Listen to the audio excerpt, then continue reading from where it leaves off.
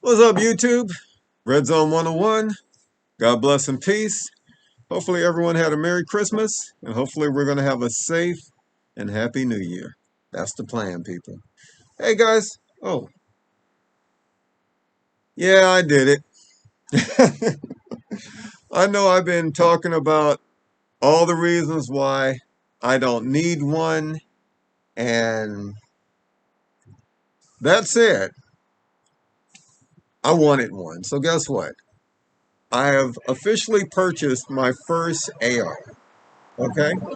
Now, I know I said I didn't really need one. Why do I need a 223? Blah, blah, blah. And, but at the same time, I wanted one. And I kept thinking every time I go to my local gun store and I see these guns, I keep thinking, man, I would love to have one. It'd be really fun to take it to the range, punch paper, do some target practice. Just thought it'd be good to have in the collection. So, you know what? I finally did it. This right here is the Smith & Wesson M&P Sports 2 rifle, and it's chambered in 5.56, and it will also shoot the 223. Now, one of the main reasons, and I'm going to be honest with you, one of the main reasons I put off buying an AR for so long wasn't just because I didn't need one, because lots of things I don't need, but at the same time I have them. I don't need two electric bikes, but I have two. I don't need. I do.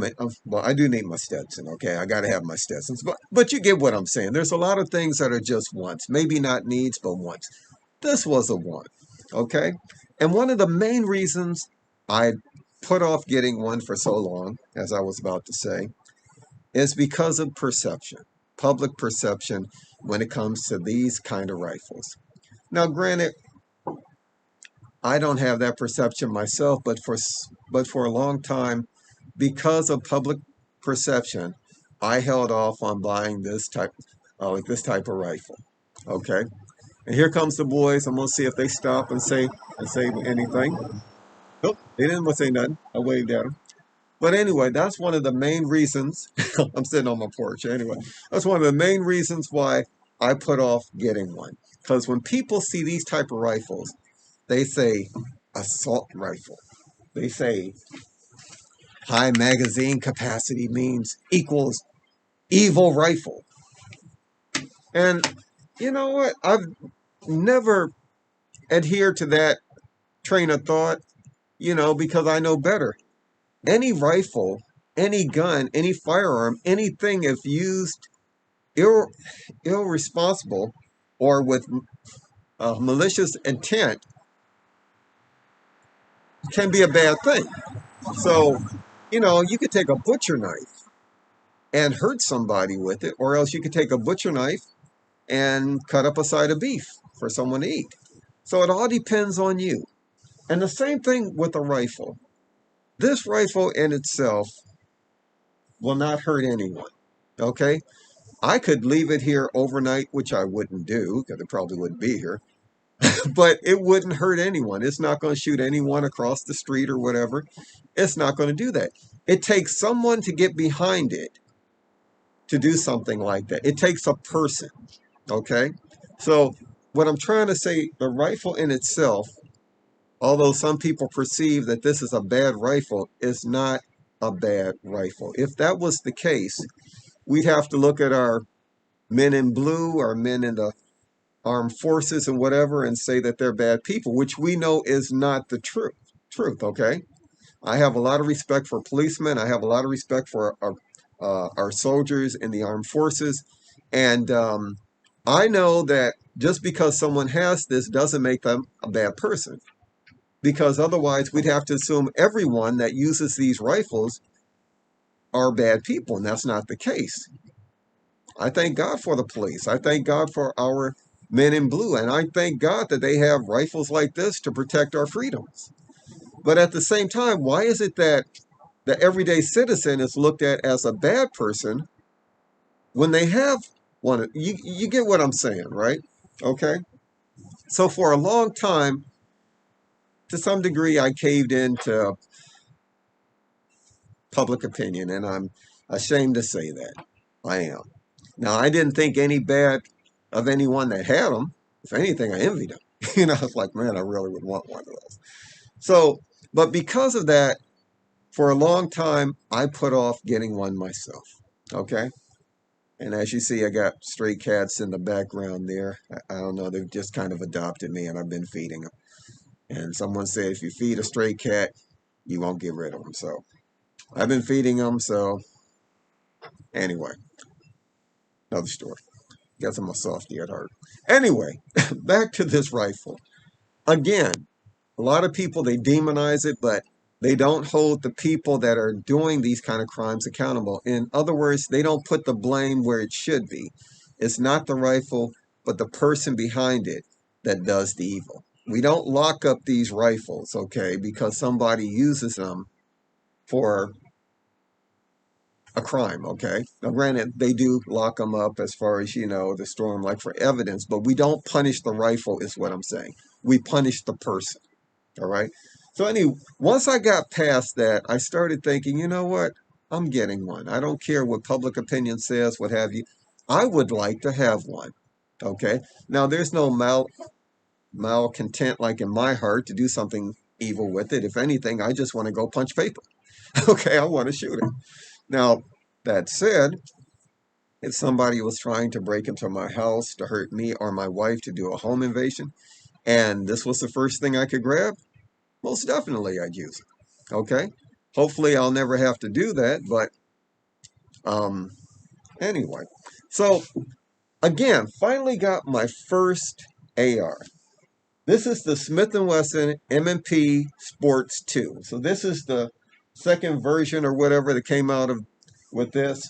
And let me let you take a look at it. Now the weapon is unloaded. Let me make sure. No mag in it. It's clear. Let me put these up. Let you get a nice look at that. I think that is really cool. And that's one of the main reasons for that I wanted one. I just think that they are so cool. Look at that. And this is a lot of fun to shoot, but I'll get to that. Now, what you see here, let me show you. On the scope, I put that there myself because for some reason to try to turn this, to turn it on, it's got a almost a red dot, like the reticle. Um, for some reason, this is really hard to turn. I'm not sure if I got one that they over tightened. So I put this on here. I jammy rigged it myself. So it's easier to turn on, to turn off. Easier. Instead of trying to, anyway, like you get what I'm saying. So anyway, let me tell you about how I came to buying this particular one, okay? Now, I've been looking at these for a while, and I think on my last video when I showed you my what was that? My Beretta CX4 Storm 9mm carbine. Um, I think I had decided then I was going to get one. I just didn't know it yet. Well, subconsciously, I was thinking I'm getting one. Anyway, when I finally decided I'm getting one, this was about maybe a week ago. I started doing a lot of researching. And Dunham's had a Radical Arms AR that was on sale for $499. Now that sounded great to me because I was looking for an AR that wasn't going to break the bank. In other words, I didn't want to pay $1,000 to $1,500 to $2,000 plus for an AR, especially my first one. What if I don't like it? Then I got to sell it and try to get at least half of my money back, or if I anyway. So I wanted something, that wasn't going to break the bank, good quality. Um, so I started doing some research and I looked at Radical Arms. And from what I saw, people had really good experiences with them. Um, Now, some of the older ones, don't know how old, with some of their first ones, I guess, they were having some problems with back in the day, having problems with ejection or whatever. But from what I hear, they fixed that with the newer models. So I was really tempted to get one. And for some reason, I just couldn't pull the trigger. So I called up my trigger and buy one, is what I'm saying. So I called up my local gun store that I've been doing business with for over 20 years now. And I said, look, guys, I'm looking to get my first AR. And one of the guys there said, well, we just got one in. It's a Smith & Wesson M&P Sports 2. It's in mint condition. It's used, but hey, you might want to take a look at it. So I said, okay, hold on to it. I'll come in tomorrow. So I told him I'd be in the next day. So all that night, all day, I was looking at reviews on the Smith & Wesson M&P Sports 2 AR. And I gotta say, all of the reviews were good. I mean, people just love this gun. And said it just goes bang every time. And the accuracy was good. So, plus I saw Iraq Veteran 88, I think it's called. He did I guess a stress test where he put a lower end that was full auto, and he shot like 850 rounds. And finally, this part right here, the handguard, actually, because it was plastic, actually started to melt off of the gun. That's just how hot the barrel got. But he shot 850 rounds. I think it was full auto before the gun actually stopped working. And I got a lot of respect for him. He's got a lot of good content like on his channel. He was saying that that's really good. Full auto, that gun going that long. And I mean, it wasn't stop. It was nonstop, just going. He'd shoot one mag, then he'd go pop another one. Pop that mag, do another one. And anyway, so that was good for me. Now the one thing that I did have some concerns about was the handguard. The handguard in the base model, I guess you could say, um, is plastic and it doesn't have any heat shields in it. So I've heard people say that the handguard gets really hot after shooting it. That wasn't concerned. So anyway, but I decided anyway, I'm going to my gun shop, I'm going to look at the one that he had. So I went there and he brought it out. And the first thing I noticed is that I guess the previous owner decided to do some cosmetic mods to it. So he painted this part right here, just inside here, white on every side. And I'm looking like, oh, it was his gun, but I wouldn't have done that, right? But then again, there's things I've done to my guns that people probably thought the same thing. But anyway, so once I got past that, I looked at the handguard and I noticed the handguard was an upgraded handguard. I think I'm not sure if that's aluminum or what have you, but it's got the Picatinny rails. It's what I would have done to it if I would have bought this gun like with the plastic handguard. Like I would have upgraded that, but that was that was uh that was already done. And as you can see, I painted it. I got rid of that white and whatever. I did my own little paint job to it. So anyway, that was one thing. The other thing I noticed is that it had, looks like this is a whole grip here. So an aftermarket grip that's really comfortable. And then on top of that, he's got a recoil pad. Now these are things that I would have done. So I was pleasantly surprised to see that those were things that if I did get the gun, I wouldn't have to do to them. Now the Radical Arms AR was bare bones. No sight on it, no nothing. The Smith & Wesson, the used one that I was looking at, actually had a nice red dot already installed on it. Now, as I said, the Radical Arms AR was going for $499. This one right here, with the upgraded foregrip, with the red dot, with the recoil pad here, with the new grip, it looks like a whole grip here, was going for only $100 more. Now, granted, it wasn't brand new, but it was in mint condition. It was almost like this person had just bought it and stored it. Okay? And there are people that do that. I'm not one of them. If I buy a gun, I'm going to use it. Okay? We're going to the range. Anyway, so I was like, wow, you know what? Let's do this. I said, let's buy it. I mean, the reviews were really good on it. So I purchased it. And the guys there at Michigan, really a great place to do business. They're located in, St. Clair Shores on Harper, just north of 13 Mile Road. If you're looking for a really good gun, new or used, that's the place to go. But anyway, they went on, they put a new, like in the red dot. This isn't the same scope that came with it, but the red dot that came with it, they actually helped me out. They put a new battery in it to make sure it was nice and bright. I even asked the guys there, hey, can you do me a favor? I've never owned one before. Can you lube it up for me and make sure? They took it apart. He lubed it up. Really, really good customer service. Just a great bunch of guys there. So anyway, I was good to go. And because I was good to go, I'm like, on my way back home, I'm hitting the range.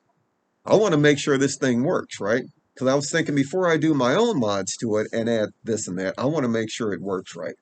So I got to the range, paid for my range time, action impact, rate range on 8 Mile and Gratiot. So I stopped in there. I paid for my range time, went on the range. I loaded up a magazine, got on the range.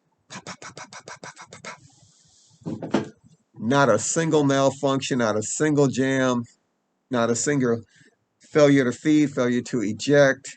Um, it just ran. I mean, gun went bang every time. And accuracy was pretty good. Now, I had a red dot on it. Now, the red dot was okay. So, the accuracy was good. For what I was looking for, really good range gun, okay? Now, um, after that, I decided now I can do my own personalization to it, my own mods. So one of the first things I did, I got that white paint off of there. Whoever had it before, it looked like they had a brush and just painted the paint on there. I just thought that just looked horrible. I'm not sure if they were going for a Star Wars look, or those white guns that they had in Star Wars. Ping, ping, ping. Anyway, I decided I had to do that. So I made sure I taped off everything. I painted it. It looks really good now. It's kind of you can't tell, but it's kind of like a gunmetal gray, grayish black. And no, it's not matte. I got a little bit of a sheen to it, but that was me doing me. So I thought that came out really nice. The other thing I did to it is because, again, range gun needed a bipod. I had a bipod, like in my, like in my supplies, whatever. So I just put a bipod on. That's a UTG, simple bipod, but it's good enough for what I'm going to do for right now. Then I put a new scope on it. This is a Firefield 1x4x24 scope, which is good for short to medium range. So basically, I took that off of another gun that I had. I didn't feel like going out and buying another scope, and I just swapped it. The other scope, I took the red dot, put it on that. Works for me. So those are the few mods that I did. I put a sleeve on the whole grip here. I just do little stuff to modify it to work better for me. That just feels better to me. I didn't have to have it, but anyway, I did. But I gotta say, I'm loving this AR. The only regret I have is that I didn't buy one earlier. Okay, but this is a really fun gun. It's not what people consider the evil assault rifle, which most people they think of it as. It's a gun. Any gun can be an assault rifle, an evil gun, whatever, if you want to look at it like that, if the person is using it for those reasons. I mean, to do wrong to other people, to hurt people, just because. Um, that's not me. Mine is I'm going to the range. It's a great gun for that. Now, granted, um, what I like about the 223 also is next to the 22 and the 9 mil, it's probably one of the most popular rounds like in America. Okay, easy to shoot, very accurate, um, and just a fun round. So that's another thing that I loved about this. Um, 30 round mags. What's not to like about that? You go to the range, you're not constantly loading up a mag, whatever. You know, take a couple of those and just go and have a great time. So I wanted to share this with you. It's my first AR, um, and so far I'm loving it. Let me give you another look at it. Put the bipod up there. Really sweet gun. Adjustable stock. Now, the Sport 2 has something that the original Sport didn't have. Um, a forward assist, which no one really uses. It's got a dust cover, working with dust cover, and oh, and as you see with the M&P, the white writing, I kind of blacked it out a little bit, but anyway. But great gun overall. For my first AR, I gotta say, this is a really nice purchase. I mean, I'm loving this. Seriously, I am loving this. That is a nice gun. So, wanted to share that with you. Um, Let me know what you think. Let me know about, well, those of you that maybe have ARs and what have you. Um, you know, maybe like you have with this particular one here, and let me know what you think of it. So far, I'm liking it. The only thing I would probably do, maybe at some point, if I can, maybe change out the trigger. I don't want something too light, but real crisp. The trigger's not bad on this, but I've heard that there are some upgrades that you can get to, give you to improve your accuracy, a better trigger. So that's the only thing I'm thinking. Guys, just want to say again, hopefully you all had a Merry Christmas, and I'm hoping that you have a Happy New Year. I want to thank you for your support. I thank you for watching. And as always, I say God bless, watch your six, and peace. Take care, people. I'm loving this. Take care.